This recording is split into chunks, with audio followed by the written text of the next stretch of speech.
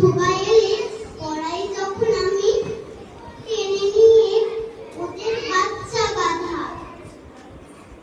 আমি বলি আমি গুরু মশাই, ও আমাকে চেঁচিয়ে ডাকে দাদা।